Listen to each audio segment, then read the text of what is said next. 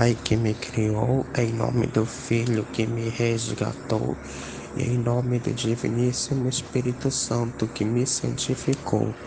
Divina vontade, reina na minha vontade. Ó minha mamãe, eu te amo e tu me amas. Dá-me o gole da divina vontade. Me abençoe, mamãe rainha, para que eu possa fazer todas as minhas ações hoje sob os vossos docíssimos olhos maternais. Amém, Fiat.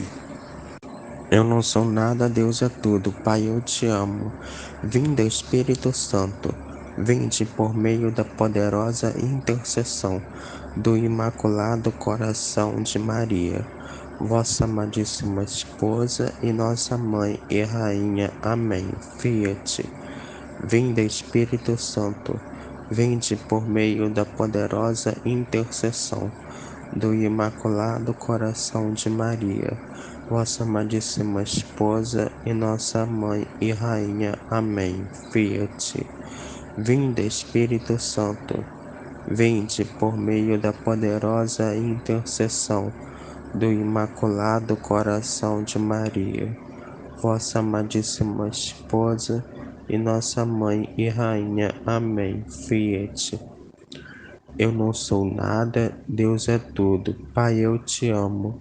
Suprema Majestade, eu venho em nome de todos, do primeiro ao último homem que existirá na terra, para dar-te as homenagens, os louvores, as adorações e as reparações, devidas por todos e por cada pecado. Vem, Senhor, na tua divina vontade.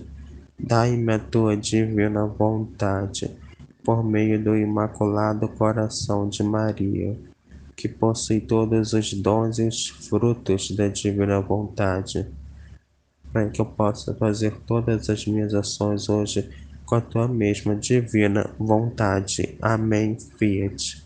Olá, nós vamos agora dar continuidade à nossa meditação do Livro do Céu, no caso é o volume 2, capítulo 4, eu acho.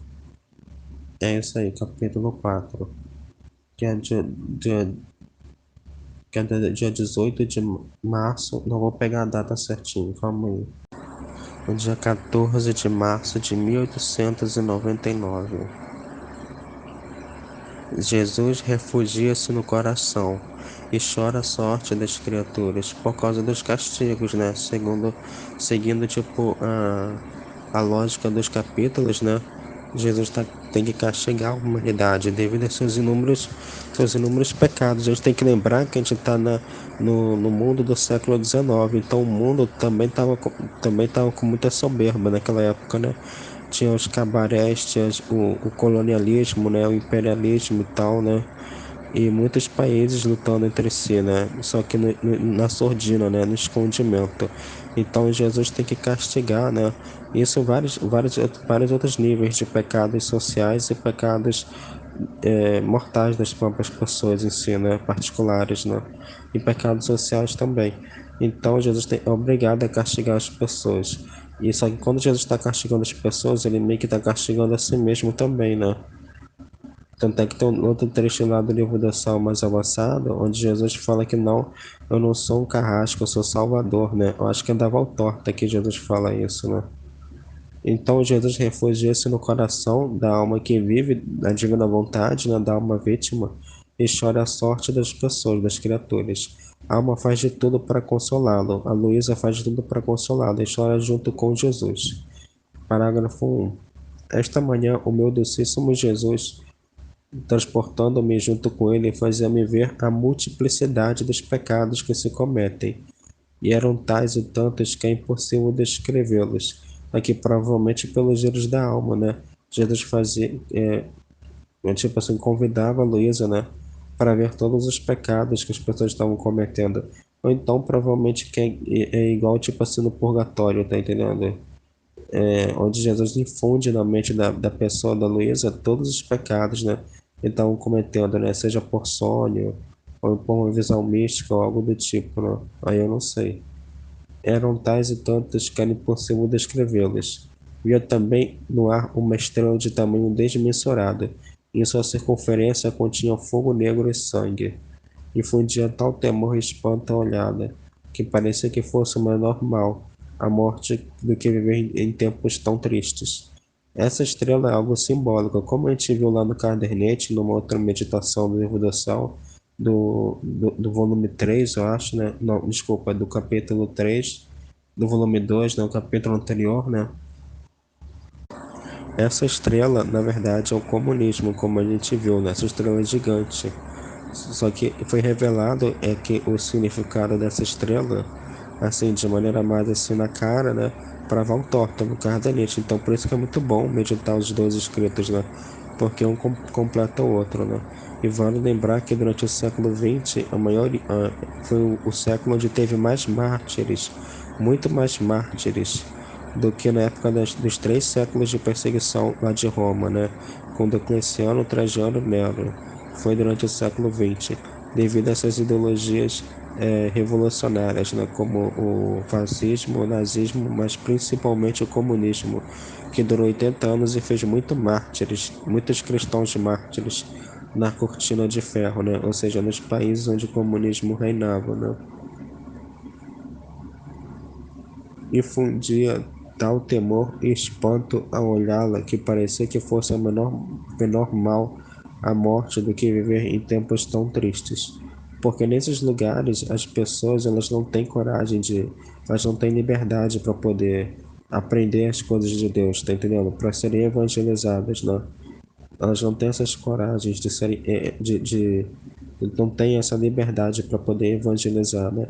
E como a gente viu acho que foi no trecho anterior, que foi no capítulo 4, na meditação do capítulo 4, que é o nascimento de Nossa Senhora, né, da Valtorta, o culto que o cristão tem que dar, ele tem que ser com muita intelectualidade, ou seja, tem que ter muita consciência, né, para dar ação realmente, ação de graças, e tem que ter liberdade, né, tem que ter o livre-arbítrio, e no comunismo e nas outras ditaduras não tem isso, né, não tem a liberdade, então falta, né.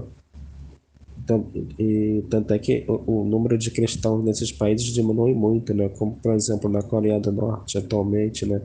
Cuba, a gente tem que ver em Nicarágua também, né? Venezuela e outros lugares do tipo também, né? Essa estrela infundia tal temor e espanto ao olhá-la que parecia que fosse menor mal a morte do que ver em tempos tão tristes.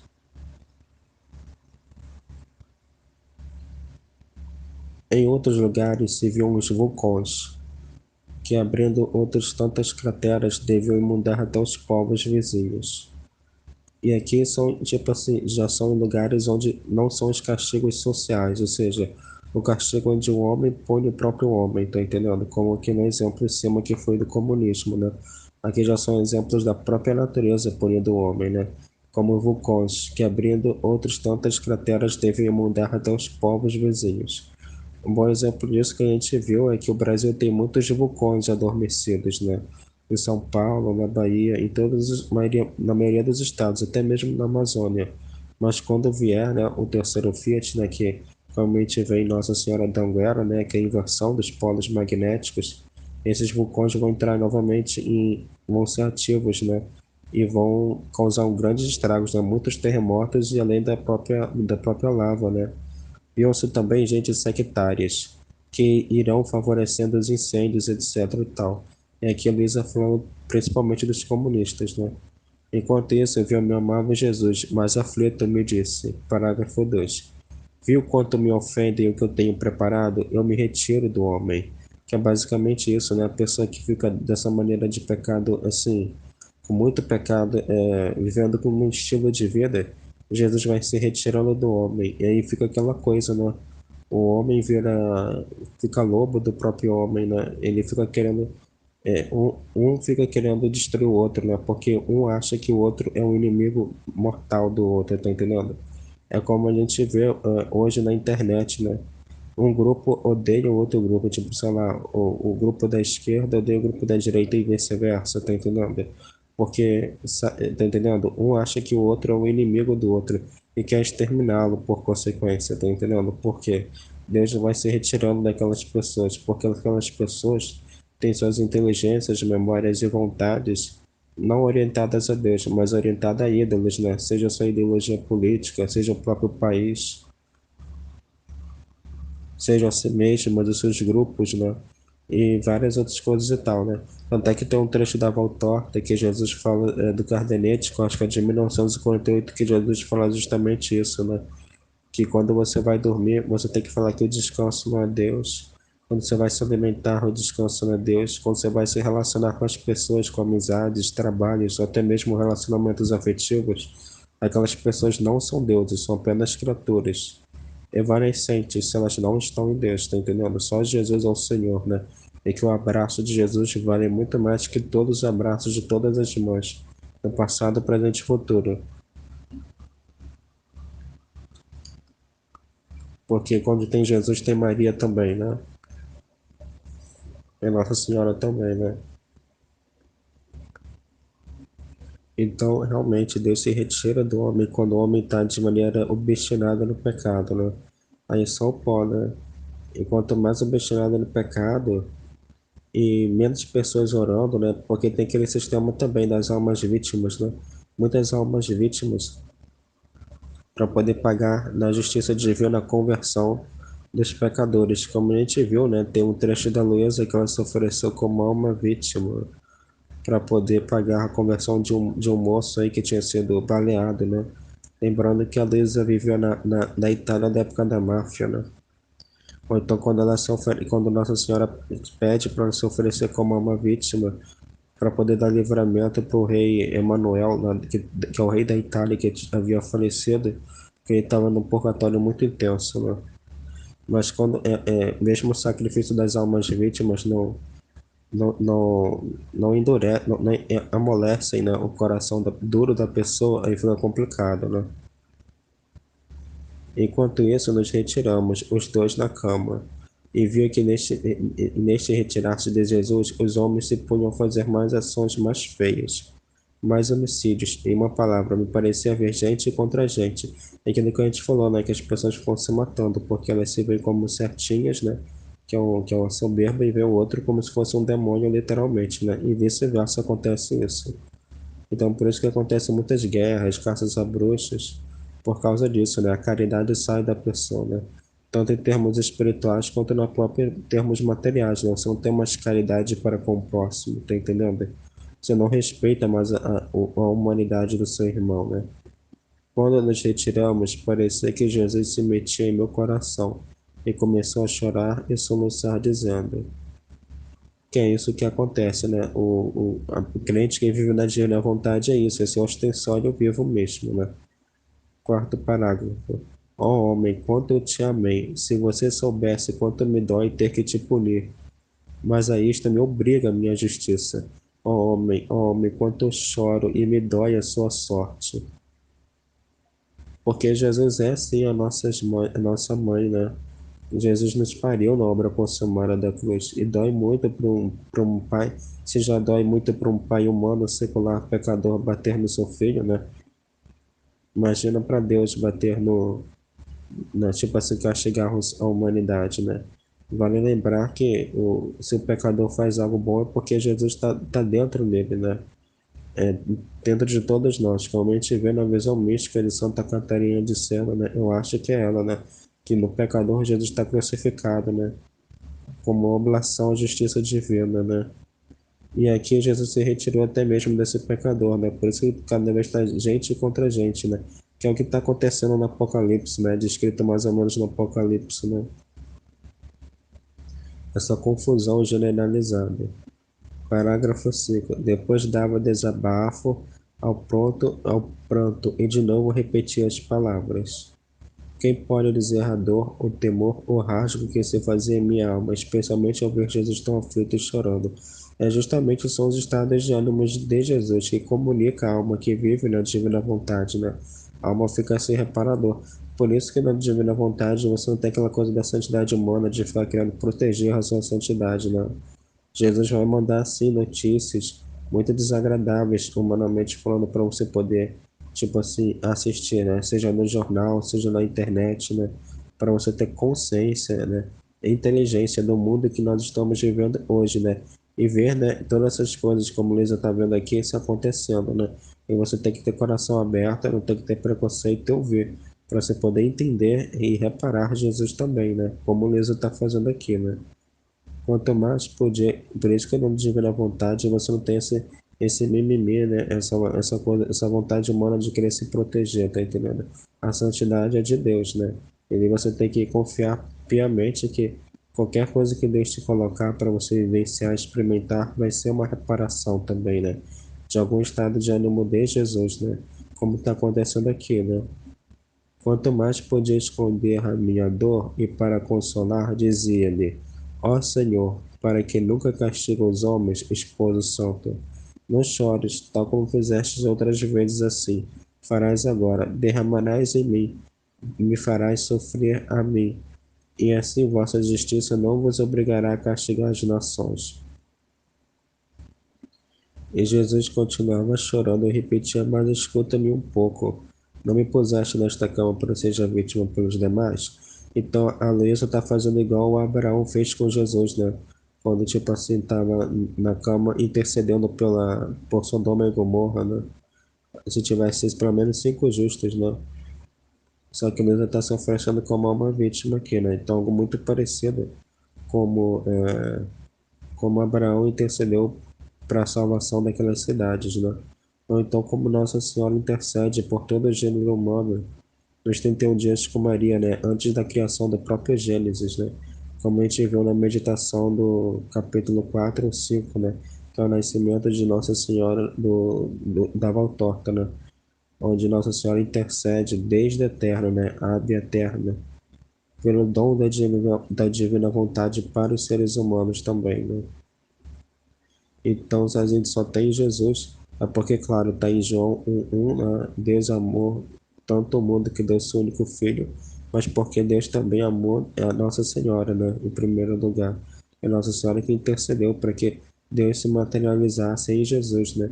E assim santificasse todos os atos humanos frente à própria justiça divina, né?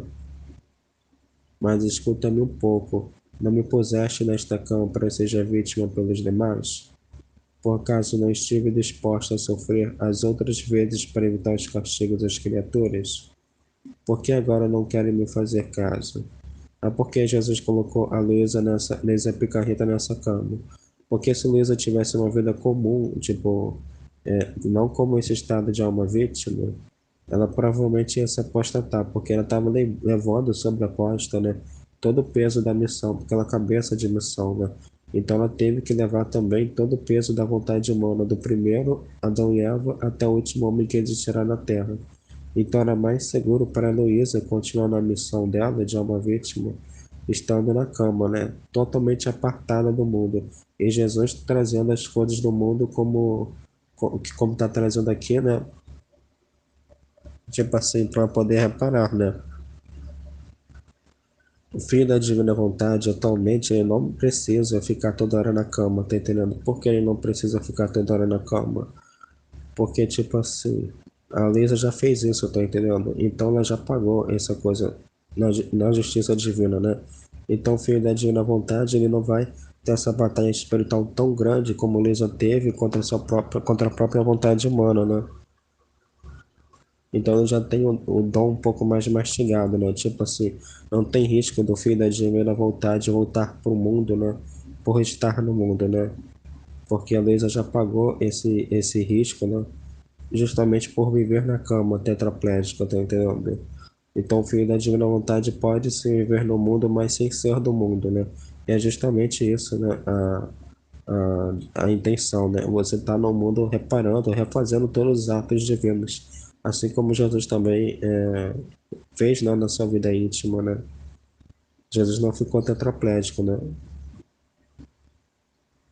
Aí Jesus trabalhou, se alimentou, fez todas as coisas como fez durante a sua vida íntima, né? Que a gente está estudando, né?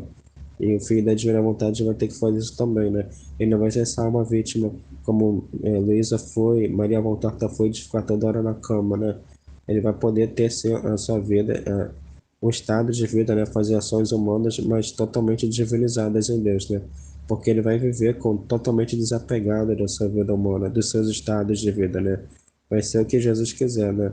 Ele só fica mais ou menos assim, ele vive a sua vida humana, mas em Deus, né? Totalmente desapegado, porque ele conhece a verdade, né? Como a gente estudou no próprio livro do seu volume 1, né? Que é tudo passo, né?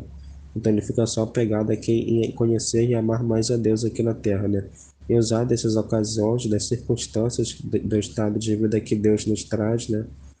Como para aprender, né? O que que a divina vontade está querendo com aquela situação, determinada situação e tal, né? Por exemplo, agora eu vou fazer prova prática de autoescola, né? Carteira P, que é de carro. E a gente vai fazer e fica totalmente indiferente a isso, né? Vai fazer, se der certo, deu para a glória de Deus, e se não der certo, também deu para a glória de Deus também, né? Mais ou menos nesse sentido. Claro que a gente vai prestar atenção direitinho, mas assim, a gente não fica muito apegado à situação em si, tá entendendo? E Jesus continuava chorando e repetia. Aí eu não sei o que que eu vou, tipo assim, a gente só vai, né? Eu sei que algum ensinamento vai ter por lá, tá entendendo? Eu não consigo ver agora, mas eu creio que algum ensinamento vai ter por lá, seja para consolar alguém, ou algum ensinamento vai ter por lá. Eu não posso te dizer agora porque realmente eu não conheço, né? Não conheço qual vai ser a minha missão, entre aspas, lá, tá entendendo? Mas eu sei que alguma coisa tem por lá, sim. Mas a gente vai, né? Confiando assim totalmente em Deus, independente do resultado que vai acontecer ou não, né? Pode ser que algum ensinamento espiritual e místico vai ter por lá, né?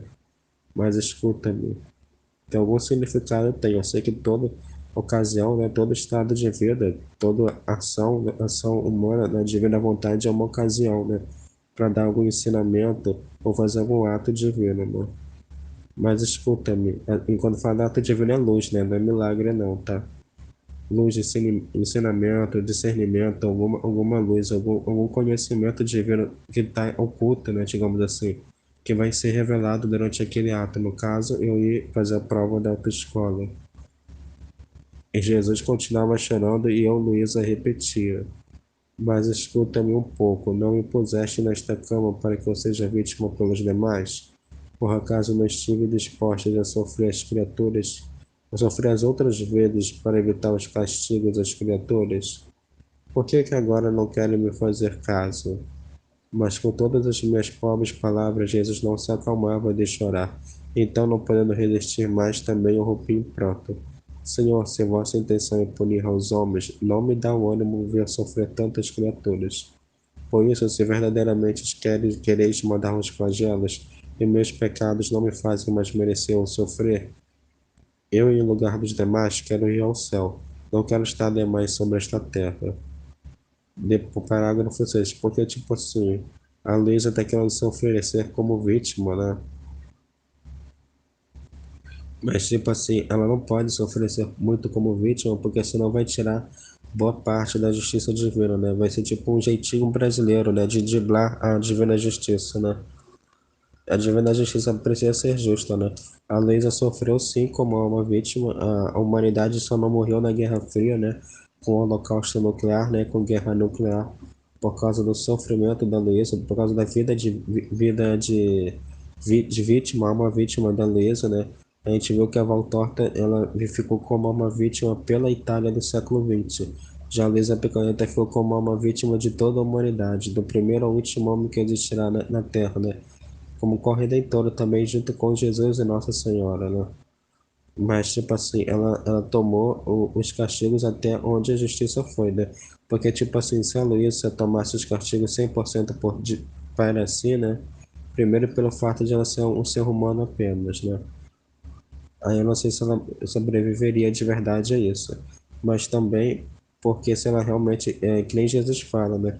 Se Jesus a paixão de nosso Senhor Jesus Cristo, né? As 24 horas da paixão fosse mais violenta e mais brutal, Jesus ia pagar tanto a justiça divina que ele ia tirar o livre-arbítrio, né? Que Jesus ia tirar o livre-arbítrio das criaturas, das pessoas. E assim todo mundo ia viver na divina vontade automaticamente sem ter o direito de escolha, e assim a justiça divina não existiria mais, porque não ia ter mais a justiça que Jesus apresenta para Moisés em Deuteronômio, né? Apresenta, tipo, pois a vida e a morte, escolhe, pois a vida, para que tenha vida em plenitude. Não ia ser um culto, poderia ser um culto inteligente, mas não ia ser um culto com liberdade do ser humano, né? O ser humano não ia poder ter exercício da sua liberdade, da sua inteligência, amor e vontade de escolher a Deus, ou então a ausência de Deus, que é o pecado, e da vontade humana sendo usada por Satanás, né, pela vontade maligna. E isso é um livre-arbítrio que precisa acontecer, né? Então, por isso que tem até um certo limite pela alma vítima, tá entendendo? Depois veio o confessor, parágrafo 6. Depois veio o confessor e, tendo me chamado à obediência, Jesus retirou-se. E assim terminou essa visão mística, na verdade, né? Que é tipo como se fosse um sonho, né? Mas que a gente sabe que é os giros da alma, né? Creio que deva ser uma projeção astral, não sei, mas totalmente encaminhada e dirigida por Jesus, né? Não pela vontade humana da própria pessoa, né? Por isso que se você é católico, quero ter uma vida mística, não tenha, assim, não procure projeção astrais e coisas do tipo, né? É uma ocasião muito difícil de pecado, como tem outro trecho que Lisa tenta fazer, né?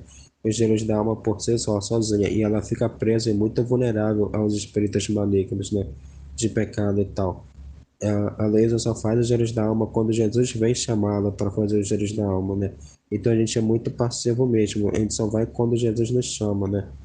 Para meditar, para fazer os atos humanos e tal, né? O filho da divina vontade, ele vive, né? Ele é mártir, ele é vítima das circunstâncias humanas dos seus estados de vida, né? É assim, né? Aconteceu, virou manchete, né? Digamos assim, a gente tem que partilhar mesmo para ver o significado espiritual através disso, né? Por exemplo, eu vi o meu irmão muito proativo, me ajudando a passar a me ensinar a fazer a baliza lá da prova da autoescola e tá até se oferecendo, né, para me levar para fazer a prova, que no caso vai ser agora, 6 da manhã, né, o simulado. Então eu tô vendo Jesus obrando através da vida dele, tá entendendo? Algo que foi infuso dentro de mim em pensamento, mas eu não cheguei a externalizar em palavras para ele me ajudar, mas ele meio que ele se ligou meio que como se fosse por telepatia, tá entendendo? Entre aspas. Então a gente vê o mover da divina vontade atropelando, né, a vontade humana das pessoas que Deus colocou na nossa vida, né? Para nos ajudarem também nesses momentos, tá entendendo? Assim que a gente está precisando, né? Então a gente vê o mover da divina vontade, onde muitas pessoas vão se mover para serem essa presença material que Jesus não pode ser, tipo assim. Então Jesus usa as pessoas do nosso estado de vida, ora como arauto de justiça divina, ora como arauto de misericórdia divina, né? Para nos ajudar, né? De acordo com os nossos atos humanos, se estamos correspondendo ou não. Ou para sermos almas vítimas também, depende muito da situação também, né? Para nos corrigirmos ou então para nos ajudarmos, né? Para nos apoiar a fazer determinado ato humano que a gente não está conseguindo fazer sozinho, né? Como no caso da autoescola, né? Eu não estava conseguindo aprender sozinho, aí Jesus moveu meu irmão, né? Inspirou meu irmão para me ajudar, né? Mesmo se eu nem ter, assim, externalizado esse pensamento, né? Eu só pensei, né? Foi só tudo no espiritual, tudo em pensamento, né? Na intenção. Parágrafo 7. Na manhã seguinte, do dia 18 de março, né, continuava a ver Jesus retirado em meu coração. E via que as pessoas vinham até dentro do meu coração e eu pisava, nossa, e colocavam sobre seus pés. Eu fazia quanto mais podia para libertá-la. E Jesus, dirigindo-se a mim, disse: Meu Deus do céu, olha a noção, né? Parágrafo 8. Vês até onde vai a ingratidão dos homens. Eles mesmos me obrigam a castigá-los, sem que eu possa fazer de outra maneira. E tu, minha querida, depois de ter visto me sofrer tanto, te sejam mais amadas cruzes e sinta como deleite as penas. Então, tudo isso foi Jesus mostrando a verdade para Luísa, para se oferecer as cruzes de maneira menos mecânica, né? Mas colocando mais amor nas cruzes que ela está vivendo, né? Isso serve para nós também, né? Para as cruzes que Jesus manda, né? Claro que a gente tem que fazer a diferença de cruzes e de mortificação, né? Mortificação é a cruz que o ser humano, mesmo se aflige com a sua vontade humana, né? Então, uma cruz auto-afligida e as cruzes é aquilo que Jesus manda para nós, né? Isso que é aquilo que a gente falou, né? Vítima das circunstâncias, né? Então, por exemplo, hoje eu posso ser aprovado, posso ser reprovado, né? Meio que tipo assim, Ser reprovado vai ser uma cruz, mas, tipo, assim, tudo pra glória de Deus e pra nossa confusão, né? Como a própria Luísa fala, né?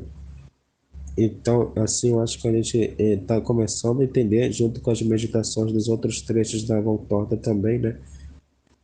Essa coisa de alma vítima, né?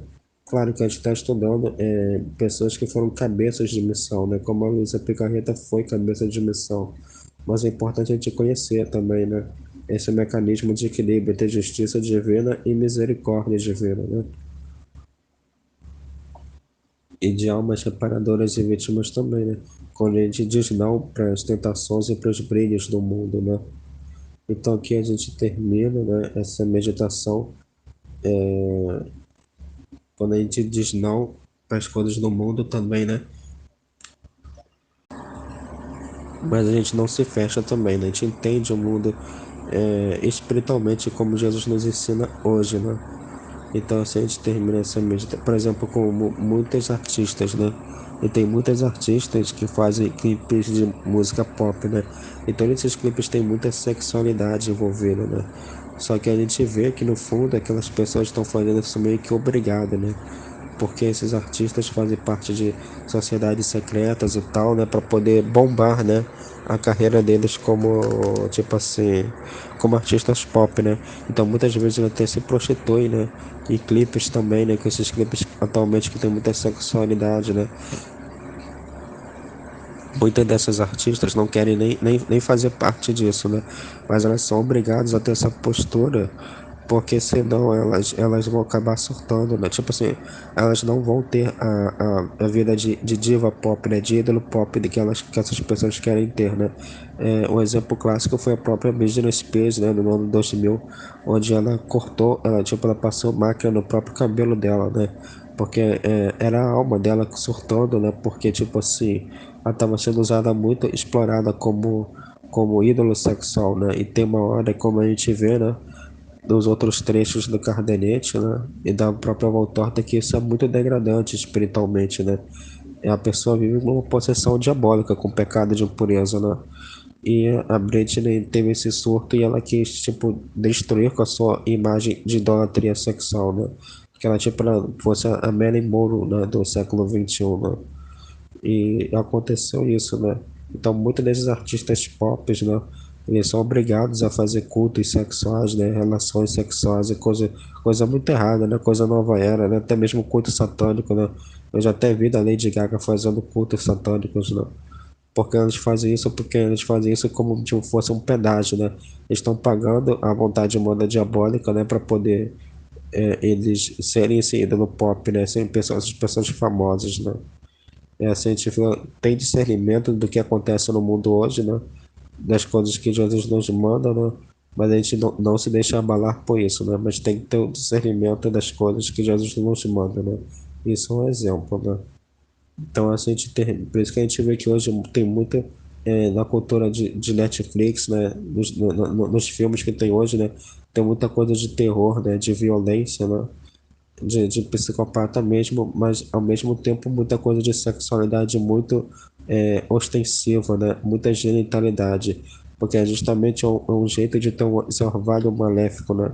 O jeito do inimigo controlar a mídia, né? O entretenimento dos seres humanos para colocar cada vez mais o pecado na cabeça das pessoas, né? E assim a pessoa vive com o pecado mortal obstinada, ela vive numa possessão diabólica, né? Ainda que não seja aquela possessão tipo o exorcismo de Emily Rose, mas ela vive, né? Porque ela vive aqui, né? Ela vai viver aqui como Jesus está falando, né? Durante todo esse trecho, né? Do livro do céu, né? Ela vive obstinada no pecado e entra no coração da Luísa e pisam e colocam sob os pés Jesus dentro do coração da Luísa, né? Que é onde Jesus está refugiado pelos castigos do mundo, né? Então, isso mais ou menos isso que o pecado faz, né? Como eu tive aqui, ó. Na manhã seguinte, eu continuava a ver Jesus retirado em meu coração. E via que as pessoas vinham até dentro do meu coração e o pisavam. Eu colocava sob os pés. Eu fazia quanto mais podia para libertá-lo. E Jesus, dirigindo-se a mim, disse: Vê aonde vais a ingratidão dos homens. Eles mesmos me obrigam a castigá-los, sem que eu possa fazer de outra maneira. que é quando uma pessoa sofre o castigo, mas aí ela blasfema contra Deus também. Pode ser isso também, né? Quando a pessoa sofre o castigo que é, né? Em vez de ela continuar, ela ter essa atrição, essa contrição, né? Ela continua ainda mais obstinada no pecado dela, né? E tu, minha querida, depois de me teres visto sofrer tanto, que sejam mais amadas as cruzes e sinta como deleite as penas, né? Porque ela tem que amar mais a cruz e sentir como deleite as penas, justamente para reparar para todos os outros seres humanos que não amam essas cruzes e não entendem, né? A espiritualidade da cruz, né? E assim blasfemam, porque vê a cruz só na sua aparência de humano, né? De castigo, né? Eu não vi a cruz como processo de santificação, tá entendendo? De separação, né, da vida de pecado da vida da pessoa, né? De purificação, melhor dizendo, né? Então, por isso que nós vamos ter que reparar amando as cruzes que Jesus dá para ela, justamente para reparar pela ingratidão das outras pessoas também, né? Realmente vai ver também o sacramento da cruz que a gente viu também na meditação da Valtorta, volume 4, né? Mas em outros trechos do livro do céu também, né? Então assim a gente termina essa meditação, né? Do livro do céu, volume 2, capítulo 4, né? Ainda sobre essa mecânica de castigo como última tábua de salvação da humanidade, né? Quando a pessoa não se rende à misericórdia divina também, né? Porque esses castigos são para os pecadores, né? O crente, né, o católico, ele tem, que está vivendo nessa situação, ele tem também a divina misericórdia, né? Que quando ele tem a consciência de que, tipo assim, do pecado, quando ele vive, ele não quer mais pecar, ele tem a tábua de salvação da divina misericórdia, né? Que é o livro da Santa Faustina, né? Da irmã Maria Faustina, né? Porque, tipo assim, no purgatório, o que que acontece? Jesus apresenta para o pecador todo o que acontece atrás do pecado, né? Então, por exemplo, se você tem um tênis da Nike, tem toda a rede de escravidão de pessoas que sofreu, né? Do, para a pessoa ter o tênis da Nike, tá entendendo? De pornografia. Jesus apresenta todo o ambiente de escravidão que a gente falou, né? Escravidão de pessoas, tráfico de drogas, até mesmo rituais satânicos que essas estrelas pornográficas e estrelas pop, né, na cultura pop fazem para poder ser esse produto de mídia, né? Então vem esses vídeos, como se fossem vídeos do YouTube, né? Vídeos da Deep Web, melhor dizendo, né? Infelizmente, né? Vem na cabeça da pessoa infuso, né? Então eu creio que quando Luísa, tipo, teve noção, né? Ela presenciou esses vídeos, esses pecados de todas as pessoas, né? Foi como se fossem vídeos do YouTube, né? Da Deep Web na mente da pessoa, tá entendendo? Então é muito triste, é muito difícil, né? Quando você peca, tem toda uma cadeia de pecado, né? Ainda mais quando você consome o pecado como produto de mídia, né? É muito podre, né? Quando você vê, tipo, sexualidade e tal, né? Tem toda uma escravidão de pessoas, né? Idolatria, tipo, cultos satânicos que as pessoas fazem, né? Teve uma estrela lá de Hollywood que era uma atriz do seriado do Super-Homem, né? Smallville, né? Que você pode procurar na internet, que ela fazia parte de uma sociedade secreta que aliciava mulheres e ela era uma bruxa satanista, né? Então tem todo é muito mais embaixo o lugar, tá entendendo? Então por isso que quando você se esbalda no pecado como produto de mídia, né? Nesse orvalho maléfico, né? E você se arrepende para reparar, Jesus te mostra toda a verdade de todo o processo do que levou aquele pecado, tá entendendo? Então, por isso, para você ter consciência da verdade e se arrepender e reparar, né? Então, é isso que Jesus está fazendo com Luísa e é isso que Jesus faz com a gente, isso aqui de maneira ordinária, né? Nos colocando para nós vermos vídeos, notícias, né? Por exemplo, ontem eu vi no jornal uma criança que foi baleada por bala perdida, né? É justamente as almas vítimas, né, inocentes, né? Como a gente vê na Voltorta, né? Das lições noturnas, né? Que Jesus ensina a São Pedro, né? Sobre como pregar o sacramento da cruz, né? Das almas vítimas, né? Então, mais ou menos assim que a gente acontece, né?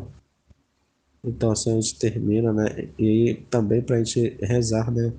Pedindo, né, que cada vez mais cruzes de desapontamento, né, a verdade seja exposta e mostrada para as pessoas do mundo, né. para que elas possam fazer suas escolhas, né? Porque a cruz é justamente isso, né? Ela separa o bem do mal, né? E assim a gente termina essa meditação, né? Em nome do Pai, do Filho e do Diviníssimo Espírito Santo. Amém, Fiat. Jesus, eu confio em vós. Fiat, Fiat, Fiat. Deus te abençoe.